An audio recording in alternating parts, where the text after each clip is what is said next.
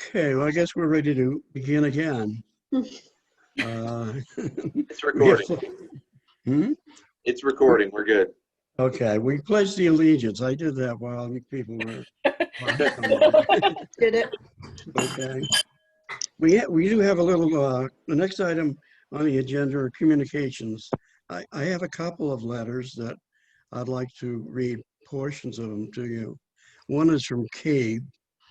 It says, Dear Ms. Erica, thank you for the Willington Board of Education's decision to continue its Cabe membership. Our organization's viability and success in support of its individual members, especially in the midst of the coronavirus crisis. CABE's primary mission has always been to support its individual member boards. We strive to offer timely and meaningful workshops and seminars, access to information and personalized help on current issues. We urge you, your fellow board members, and your superintendent to take full advantage of our services. And then he goes on to CABE's organization and that type of thing. Again, thank you for your commitment. The board and staff stand ready to serve you. Signed by Donald Harris, president of CABE, and Bob Rader, who is executive director of CABE. I also received a communication from Phil Stevens, and this dealt with some questions in regard to social and emotional learning and mental health. And there are about, I don't know if every board member received a copy of this or not, but it deals with, I'll just hit a couple of them for you, and we can, if necessary, under old business, we can take it up again. What is social and emotional learning, and what does it currently look like in the Willington Public Schools? Is the Willington Public Schools required to provide social emotional learning and or mental health services? Number 3, what does the current research say about social emotional learning in public schools? And 4, what social emotional learning supports are provided in public schools, especially within our region? Number 6, what recommendations are provided from the Connecticut State Department of Education regarding mental health? And 7, what behavioral supports are currently offered by the Willington Public Schools? And number 8, what processes does Willington Public Schools have to identify behavioral and or mental health needs? So you can see that covers a wide range of questions which you may want to address during the old business part of the meeting. Another letter that I received was sent to me, and I think Phil Stevens, our superintendent, also received a copy of it. It says, Dear Herb and Phil, in preparation for the special meeting scheduled to further discuss Willington Public Schools behavioral health services, I would like to share some thoughts. Since the Community Health Center Incorporated, CHC, did not receive the necessary votes to use our schools as their facility to provide mental health care to students, I hope that the new options presented will be in conformity to board policy. Board policy 1330B 17 states that the, quote, use of school premises for non-school activities is not permitted during school hours, unquote. For those in our community that feel comfortable with CHC and their mission statement, they could take advantage of CHC's mental health services from the privacy of their own homes. CHC does not accept insurance. CHC does accept insurance and does not have a sliding scale fee. The telehealth option would take the school out of the process, allow parents and guardians to be involved, and eliminate transportation concerns expressed earlier. CHC also provides mental care. Please make sure any outside organization which might use our facilities after school hours to provide mental health care does not provide mental care or have a division which provides medical care. By allowing an organization which provides medical care into our schools, I am concerned we are opening a door for organizations to be allowed to provide medical care to our students. CHC or any other organization which provides medical care, including gender-affirming hormone therapy treatment and family parenting services, should not be allowed in our schools. If these services are needed by any of our students, they should be obtained outside of school and under the supervision of parents or guardians.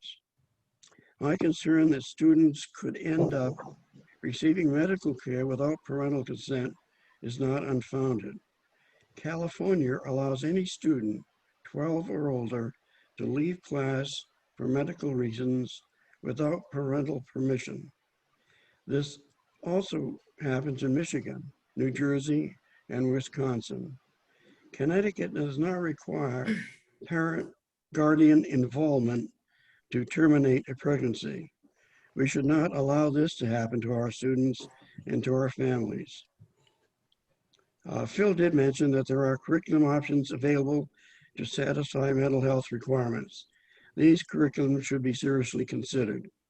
A list of local practitioners and credible online resources should be available for families. I strongly believe that parents and guardians need to be involved in the mental health care of their student. Our children are the most precious of resources. We need to guard them as such. Regards, Donna V. Cook. Okay, and I don't have any more communication beyond that. At this point, we are moving on to the next item on our agenda, which is present to speak. This will give anyone in the public area to say a few words. You are limited to 5 minutes, and you are not to get into personalities or individuals, but we're happy to listen to any statement that you might have regarding any issue before the board. Phil, do we have anyone on the waiting list there? Yeah, it's Peter Tincey.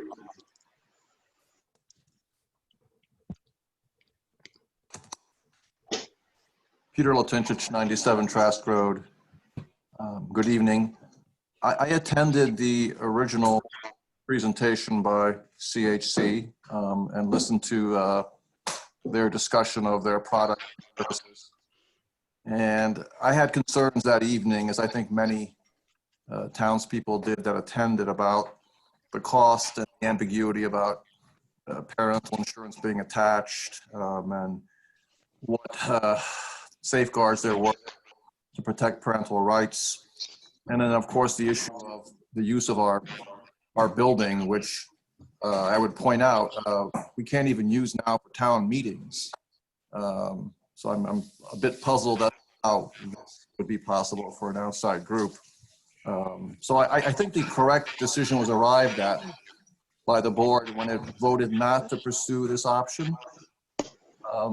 What's puzzling me, and it's a question for your discussion tonight, is why this issue is returned if a majority of the board voted not to pursue it. And secondly, I'm also asking in your discussion to address what's driving in general.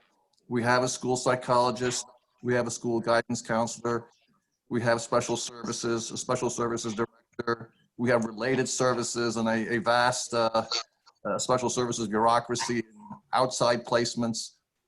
Is something failing internally in our system that's requiring us to bring outside resources like this in? It doesn't feel right for our community. It seems like yet another large bureaucracy that parents would have to contend with, and I strongly urge the board to stick by its decision. Thank you. Thank you, Peter, for your comments. Sarah Smith.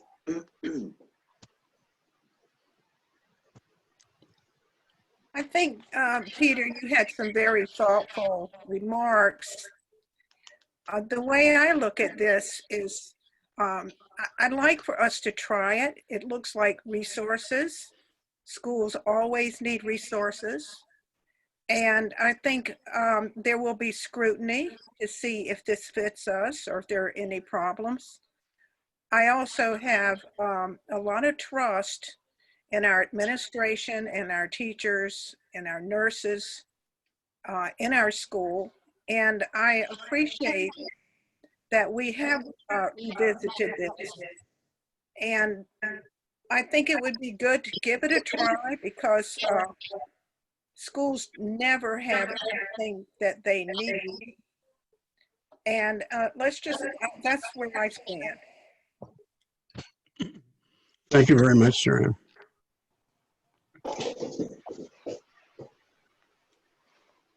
I think George had his hand up. Yeah, he does. Let me unmute you first. Can't hear you yet.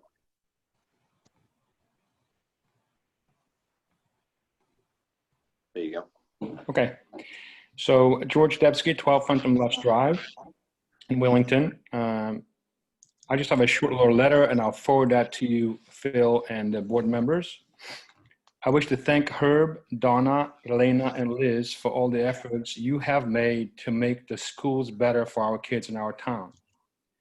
The program being re-discussed today does not help classroom instruction, does not help the classroom teacher to Oh, come on. Am I frozen?